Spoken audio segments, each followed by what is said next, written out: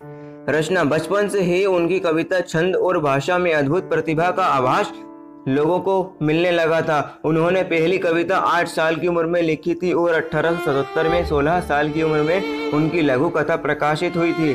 भारतीय सांस्कृतिक चेतना में नई जान फूंकने वाले युग दृष्टा टैगोर के सृजन संसार में गीतांजलि, पूर्वी प्रवाहिनी, शिशु, भोलानाथ, महुआ, वनवाणी, परिशेष, पनुश्री, विथिका, शेष लेखा, चोखेरवाली, कणिका, नैवेद्य, मायर, खेला और क्षणिका आदि शामिल हैं। देश और विदेश के सारे साहित्य, दर्शन, सांस्कृतिक आदि उन्होंने आहरण करके अपने अंदर समेट लिए थे। पिता के ब्रह्म समाजी के कारण वे भी ब्रह्म समाजी थे, पर अपनी रचनाओं व कर्म के द्वारा उन्होंने सनातन धर्म को भी आगे बढ़ाया।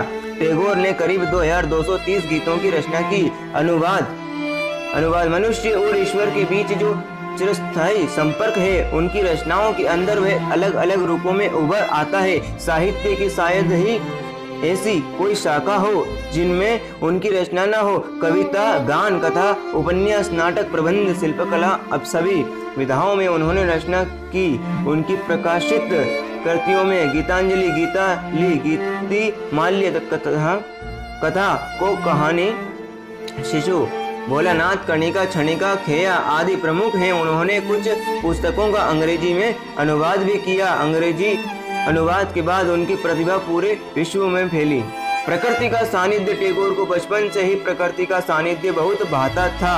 प्रकृति के प्रति गहरा लगाव रखने वाला यह प्रकृति प्रेमी ऐसा एकमात्र व्यक्ति है जिसने 2 देशों के लिए राष्ट्रगान लिखा। वे हमेशा सोचा करते थे कि प्रकृति के सानिध्य में ही विद्यार्थियों को अध्ययन करना चाहिए। ऐसी सोच को मूर्त रूप देने के लिए वह 1901 में सियालदह छोड़कर आश्रम की स्थापना करने के लिए शांति निकेतन आ गए। प्रकृति के सानिध्य में पेड़ों, बगीचों और एक लाइब्रेरी के साथ टैगोर ने शांति निकेतन की स्थापना की।